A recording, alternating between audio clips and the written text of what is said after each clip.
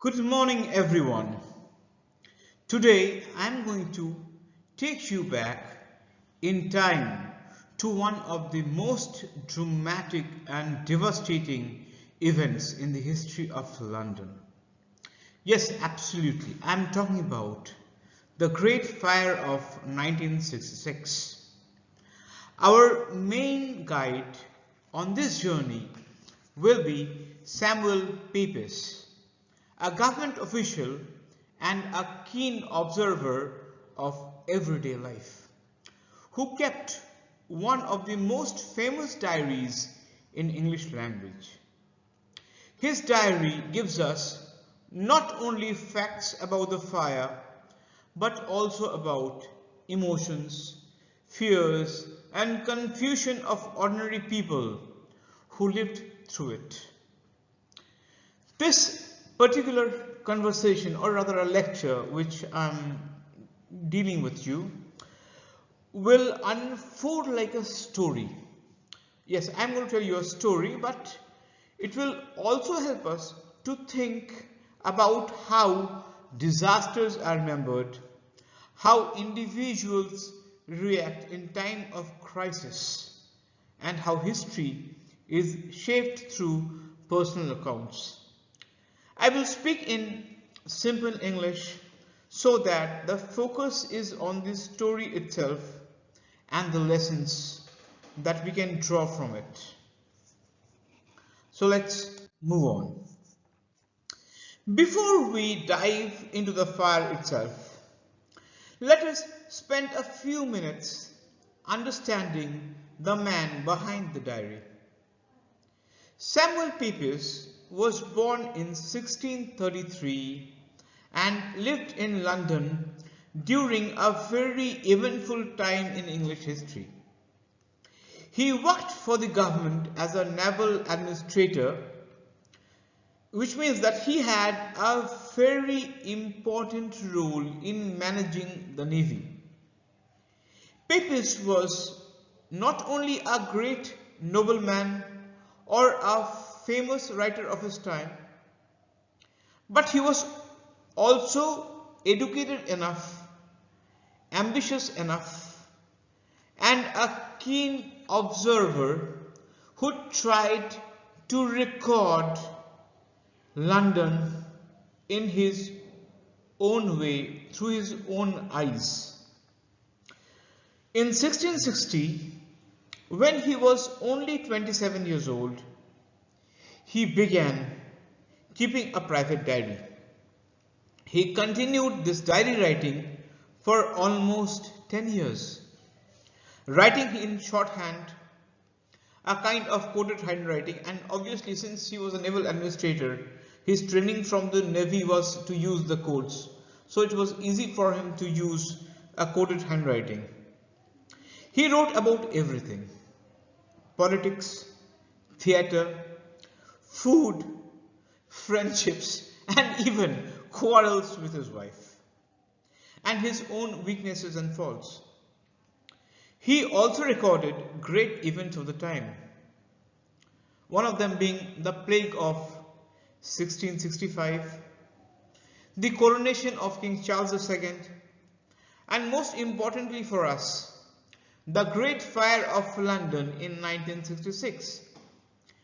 Pepys' diary is valuable because it combines public history with private feeling. We get both the big picture of events and the small human details.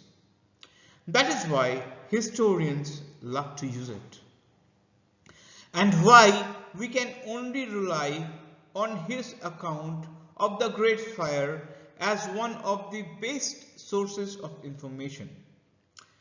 Now let us imagine London in the year 1966. It was a crowded, busy and noisy city, just like Kolkata, Mumbai, Delhi, Chennai, and any other metropolis and any other capital city. About 3 lakh people lived over there, making it the largest city of England and one of the most important and largest cities of entire Europe. The streets were narrow and the houses were tall and mostly made of wood. Some are made of mud, some are thatched or tiled with tiled roofs. Many houses were built very close together, leaning over streets. Inside the city, there were warehouses, like godowns. They were full of oil, full of tar, brandy, and other inflammable goods. You see, in those days, there was no fire brigade as we know it today. So naturally, if a fire broke out, people had to form human chains, passing buckets of water from a well or a nearby river. Sometimes, to stop a fire, people pulled down houses to create a gap so that the flames could not spread. But this was a very slow and difficult task. London had also been through a very dry summer in 1966, which made everything even more dangerous. And this was basically the setting for the disaster about which we are going to talk about and which is going to strike immediately. So, on the night of Saturday, 1st of September, moving into the early hours of Sunday, 2nd September, a fire started in the house of the king's baker. So you have the king's bakery, from there you have the fire. The name of the king's baker was Thomas Fariner, who was in his house at the Pudding Lane, and obviously his house was also his bakery. Pepys was not awake at the time, but a few hours later, early morning, his maid awoke him and told him that there was a huge fire breakout in the city. At first, Pepys did not think that it was very serious, because from his window, the fire looked very small and very far away, so he went back to bed. This reaction tells us something important. For many Londoners, fire was a normal danger. Small fires happen often, and people thought this one would be just like others. But soon, very soon, as Pepys records, fire spreads quickly. By 7 in the morning, the news was everywhere. Hundreds of houses were being burned down. The fire had reached the Fish Street by the London Bridge. I mean, if you can look at the PowerPoint presentation, you can find a miniature graphic details of the fire. And I mean, Pepys himself went to the Tower of London and climbed up to a very high place to look. What he saw was horrifying. Houses on fire on both sides of the bridge, flames spreading with the wind, and people desperately trying to save their possessions. He noticed pigeons unwilling to leave their nests, circling their burning homes until their wings caught fire and they fell. This small tragic image stayed in his mind. It shows how observant he was and how he noticed that this suffering was not only of the people but was also of the animals as well as of the birds.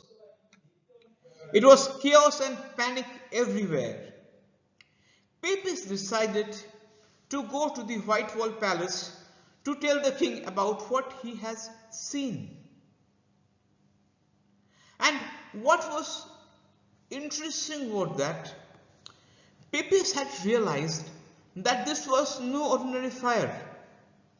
He saw people throwing their furnitures and goods into the river, hoping to save them from the fire. Some loaded their belongings over the boats, you can see from the PowerPoint presentation. Others ran away at the last moment as the fire touched their houses.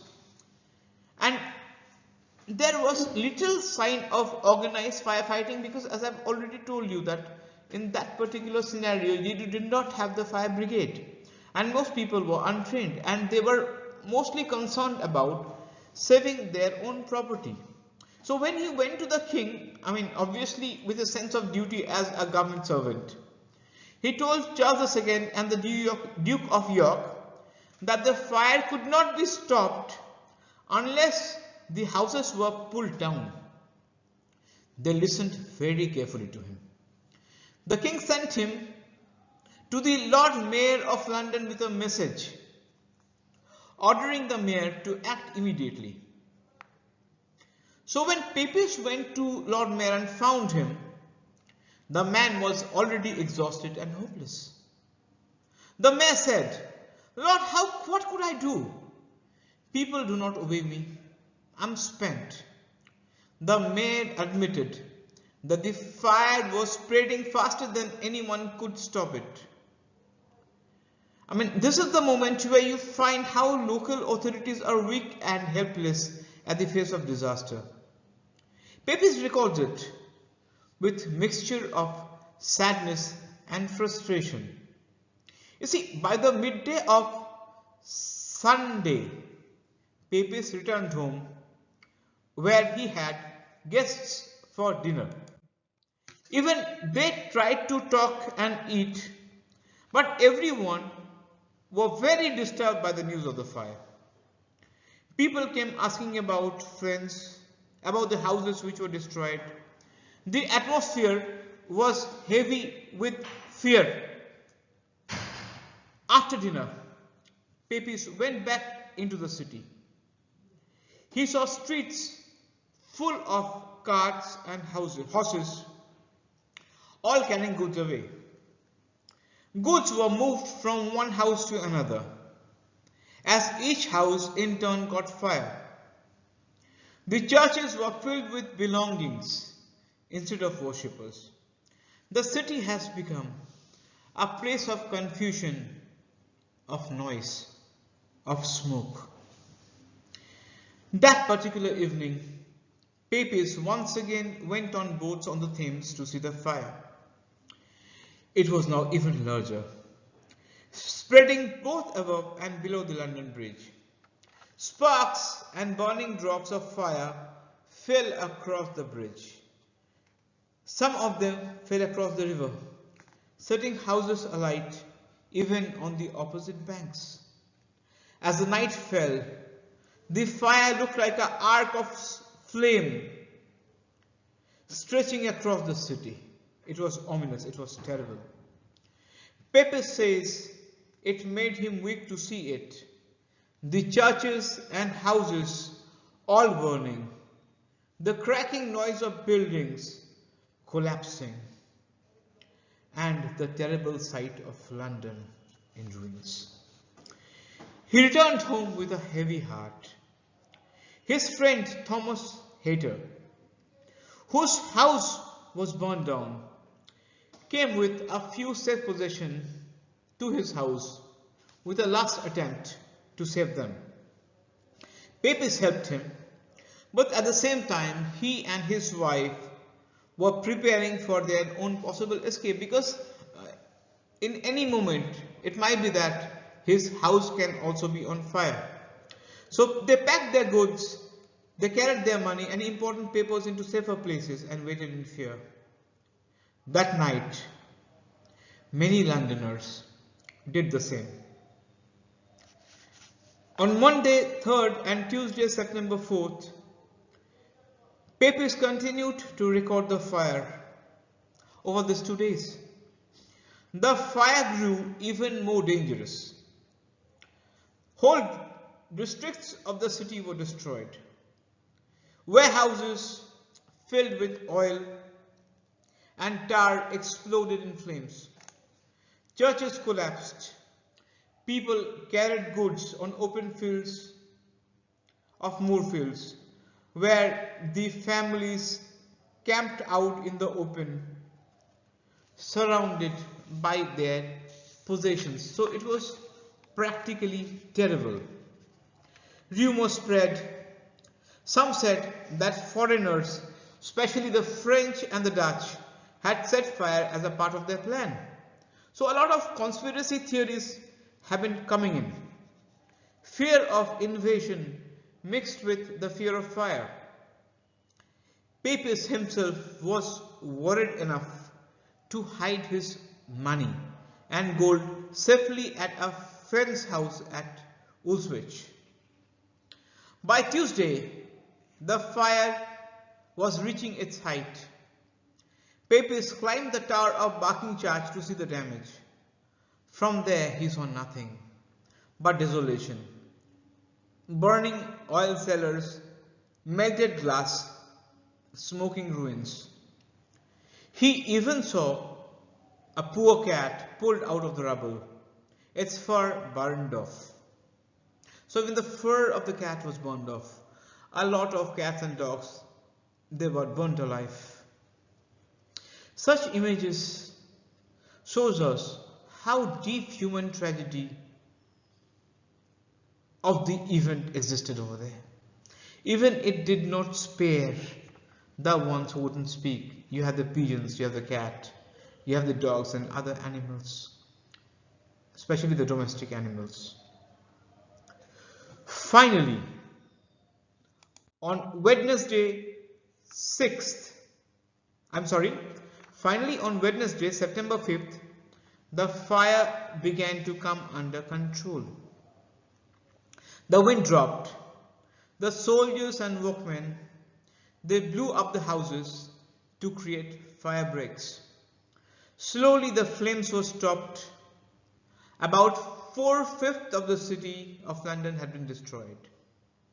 St. Paul's Cathedral, many churches and thousands of houses and even many other public buildings were gone. Pepys' own house luckily was spared, but he never forgot the fear of these days.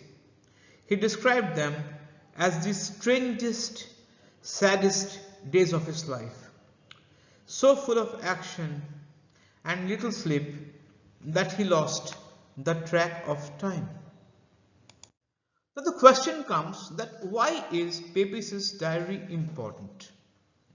You see, Pepys' diary is important, and why does it matter? Because firstly, it gives us the immediate human view of the disaster. The official records tell us how many houses were destroyed. But Pepys tells us what it felt like to see pigeons fall from the sky, the flesh of the burning cat, the smell of the burning tar, to see or watch families sleep in open fields. Second, his diary shows us the failure of leadership. The Lord Mayor could not control the situation, and there was no organized fire brigade. The King and the Duke of York tried to help, but it was too late. Third, the diary shows us the resilience of people. Even in fear, they cooked meals, they helped their neighbors, they carried on in a sense of camaraderie. For historians, this diary is like a window into the past. It shows us not only what happened, but also how it was experienced. For us today, it reminds us of the importance of preparation, leadership, solidarity in the face of disaster. So naturally, this great fire of London was a tragedy, but it also led to rebuilding. Out of the ashes, a new London was constructed with wider streets, stronger buildings, and most importantly, a proper fire service. Pepys himself lived to see this new city rise. His diary remains one of the most moving records of a disaster in English history. It combines the detail of an eyewitness with the honesty of a man who was not afraid to write down his fears and tears. As we read it today, almost 4 centuries later, we can still feel the heat of the flames, hear the cries of the people, and see the red glow in the night sky. In telling the story of the Great Fire through Pepys' eyes, we do more than learn history. We connect with the human experience of loss and survival. We learn how our fragile cities are and how it is important to plan, to cooperate, and to remember. This is Shubhayu Chakraborty, Assistant Professor of English of Lahiri Mahavidyalaya, signing off. Thank you.